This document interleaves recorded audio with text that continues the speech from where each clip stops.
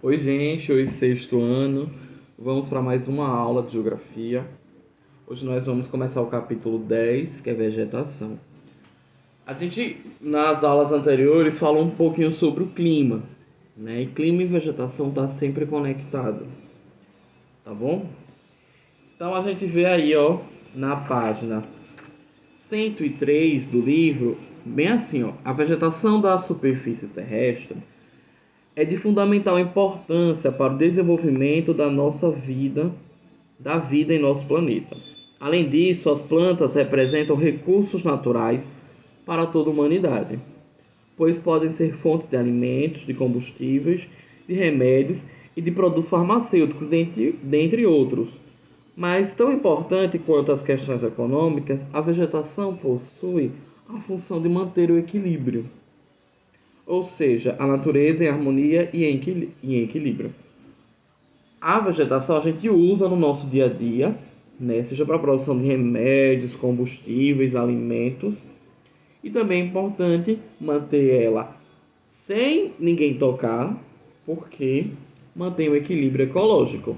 A natureza se mantém equilibrada. Se você tirar a vegetação, você pode afetar algum outro setor da natureza, alguma outra parte da natureza. Tudo bem? Então vamos aí. A vegetação interage com solo, com relevo e principalmente com os climas. Assim nós formamos os biomas. E no livro de vocês tem a imagem dos biomas, né? O mundo das vegetações. Oi, tem aí Mundo das Vegetações, né? No livro de vocês, na página 103. Observe muito bem o mapa, né? As cores que ele vai apresentando para a gente. Isso vai indicar que existem várias vegetações no mundo. Várias vegetações em um lugar só, como o Brasil. A gente não tem só um tipo de vegetação, né? Cada cor indica um tipo de vegetação. De acordo com o mapa que está no livro, na página 103, nós vemos aí em verde escuro a vegetação equatorial e tropical. Em uma cor mais acinzentada, né? A floresta subtropical e a floresta temperada. Um roxo, a floresta boreal, taiga, ou ainda posso chamá-la de floresta de conífera. Em creme, savanas, que no Brasil a gente chama de cerrado, e ainda a caatinga. Em amarelo, as estepes e as pradarias. Acho que essa cor é vinho, né? Vegetação vinho, né? É a vegetação mediterrânea. Depois tem a vegetação de altitude. Em vermelho tem a tundra. Em um laranja mais fraco tem os desertos, sejam eles quentes ou frios. Bem, observe muito bem essa imagem.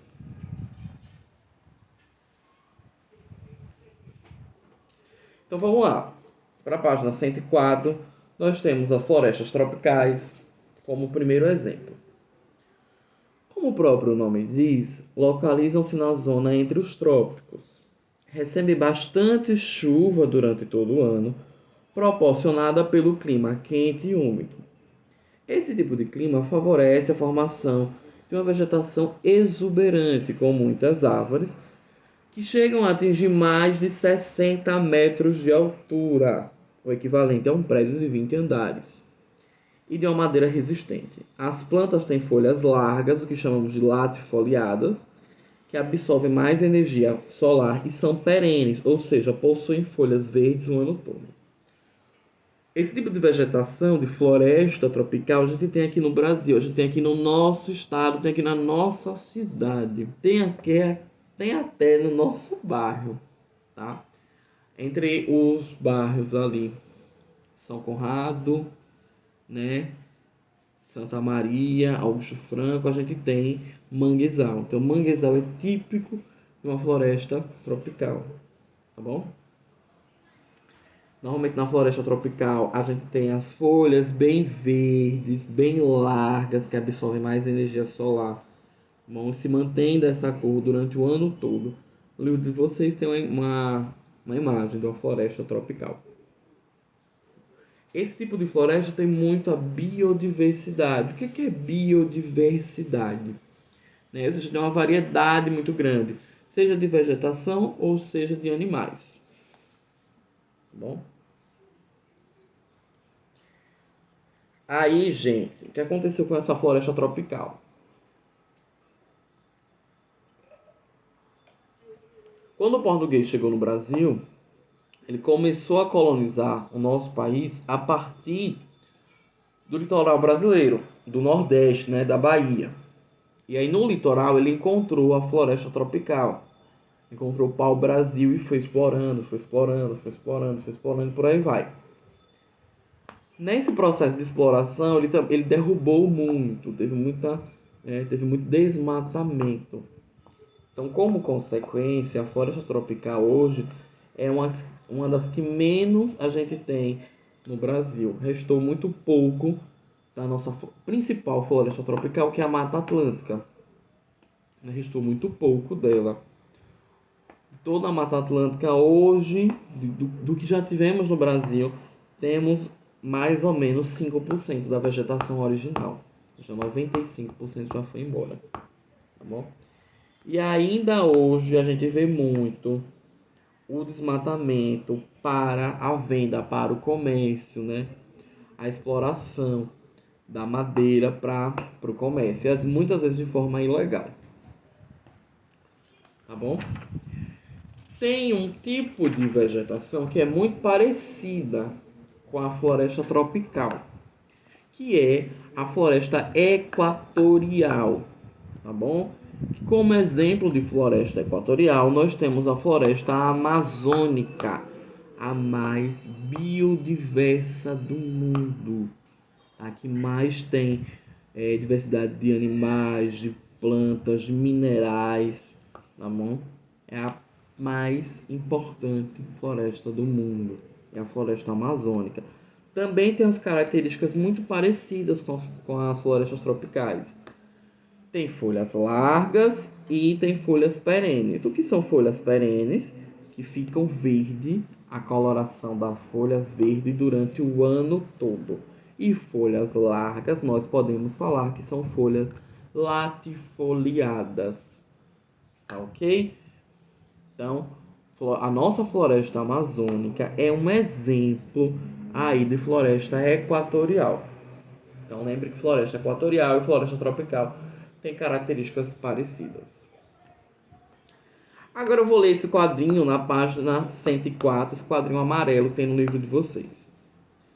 A destruição indiscriminada das florestas tropicais deve-se às várias atividades humanas realizadas nessas áreas.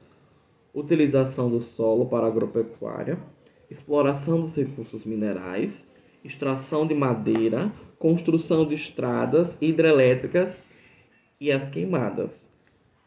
Os desmatamentos provocam graves impactos ambientais, com a extinção da biodiversidade, a erosão e o empobrecimento dos solos, o assoreamento dos leitos dos rios e o rebaixamento do lençol freático, a causa principal da morte das nascentes dos rios e fontes. Além disso, podem causar a extinção das comunidades indígenas que vivem nas florestas.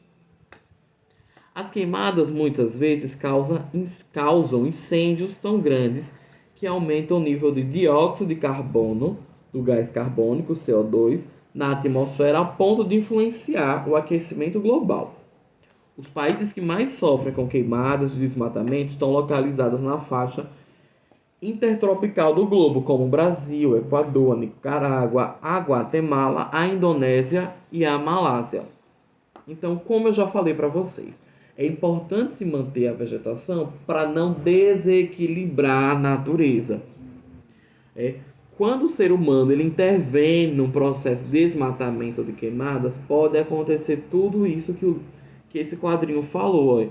Extinção da biodiversidade, erosão, ou seja, né, aquele relevo pode erodir, pode mudar a sua forma. empobrecimento dos solos, ou seja, os solos podem ter menos nutrientes e acabam não tendo muita serventia para a agricultura. Assoreamento dos leitos dos rios, é como você colocasse muita areia no rio e a água não consegue passar. E o rebaixamento do lençol freático, que pode causar a morte dos rios, né? Pode realmente deixar de existir um rio. A água pode ficar presa por causa desses processos, né, de intervenção, de desmatamento e de queimadas. Por isso que é muito importante a gente manter a vegetação com o mínimo possível de intervenção humana, tá bom? Então vamos agora para as florestas de coníferas, que eu posso também chamar de taiga ou de floresta boreal. Eu tenho 3 nomes, preste atenção para a mesma coisa: coníferas, taigas ou floresta boreal. Tanto faz. Eu prefiro que vocês falem coníferas porque esse tipo de vegetação tem uma forma de cone, né? Que é aquele triângulozinho, parecendo uma casquinha de sorvete. As florestas coníferas também são conhecidas como taigas, né? Ou coníferas, ou, na verdade, acho que ele queria dizer taigas ou floresta boreal. Encontram-se nas regiões de climas frios, são muito úmidas no inverno e possuem uma redução do número de espécies. Sendo um conjunto florestal de pouca variedade, a floresta de coníferas, chamada de alguns de boreal, é muito rica em celulose, substância branca e fibrosa usada na fabricação do papel. Essas árvores possuem uma copa em forma de cone. São adaptadas aos terrenos gelados e à neve e possuem folhas em formatos de agulha. A gente chama de aciculifoliadas. Nome difícil, né? Que não acumulam neve durante o longo inverno. Foram a principal fonte de energia no início da era industrial, razão pela qual foram intensamente exploradas. A floresta de coníferas, né, como vocês podem ver no livro de vocês, na página 105, elas têm um formato de cone e estão em regiões mais frias. Quando neva nessas regiões mais frias, ela não acumula neve, a neve passa direto. E elas são bem utilizadas como árvores de Natal. Aquela árvore de Natal, aquele pinheiro de árvore de Natal, vem da floresta de conífera. Tá? A gente não tem aqui no Brasil, tem alguns pinheiros na região sul, mas esse tipo de florestas não tem no Brasil, que é de coníferas, tá? Pinheiro é um pouquinho diferente delas, mas é bem parecido. Então, elas são a principal fonte de celulose, que é o que a gente fabrica o papel. Então, elas também são bem exploradas. Aí elas já não apresentam tanta diversidade quanto as florestas tropicais e quanto as florestas equatoriais. Tá? A biodiversidade é bem menor. Elas são muito parecidas. Elas são bem organizadinhas. Elas têm o mesmo tamanho. Parece que alguém plantou esse tipo de floresta, mas é a natureza mesmo agindo. Tá bom? E aí tem dizendo, elas são aciculifoliadas. Olha que nome grande e difícil. Tem o formato de agulha. As folhas são pontadinhas, como essa folha artificial que tem aqui em casa. São assim, nesse estilo. Vou tirar aqui da frente, tá? Então vamos para as tundras. Lembrando, as coníferas estão em regiões mais frias do que as florestas tropicais e equatoriais. A tundra está em regiões mais frias ainda, tá bom? Bem frias, polares. A palavra tundra tem origem finlandesa e significa terra despida de árvores. Essa vegetação ocorre ao extremo norte da Europa, constituindo uma paisagem moldada pelo frio. Apesar de pequena incidência de chuva, nas proximidades do Polo Norte existem áreas alagadiças apropriadas pela ocorrência da tundra. Um grupo vegetal composto de musgos, líquens, capins e outras plantas rasteiras que teimam em florescer. Apenas uma fina camada de solo sustenta a vegetação, adaptada a baixas precipitações. Com um período de crescimento e reprodução muito curtos, brota e floresce em 50 a 60 dias. A tundra é um capim, tá? Uma vegetação rasteira, uma vegetação que não desenvolve muito, um capinzinho. Só que esse capim é um pouco mais colorido que o nosso. Vai variar um roxo, um verde, um laranja, tá? E ela está em região congelada, ela está em região polar. A tundra nós encontramos em regiões polares, tá bom?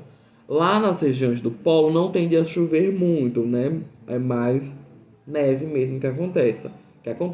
Mas aí quando chove, a água se acumula no solo e aí ajuda, né, a esse capim que a tundra desenvolveu, tá bom? Então a tundra é uma vegetação rasteira que, traduzindo, né, o seu nome, significa terra despida de árvores. Não tem árvores. Na tundra nós não vamos encontrar árvores. Tá ok? Vamos para mais uma?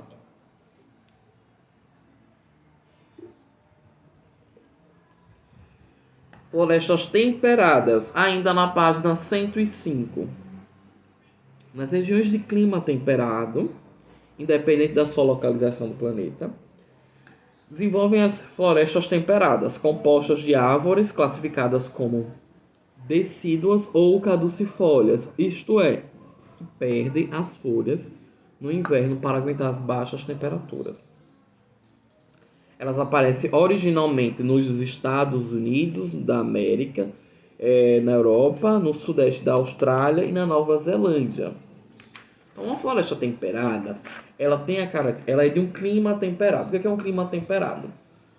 Não é tão quente, mas também não é tão frio.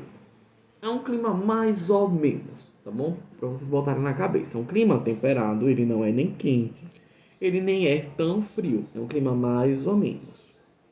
E a floresta temperada, ela vai se adaptando ao clima. Por isso que as folhas a gente chama de caducifólias. É como se fossem caducas, tá? As plantas, as árvores perdem as folhas no inverno, porque é muito frio, então elas vão se adaptando.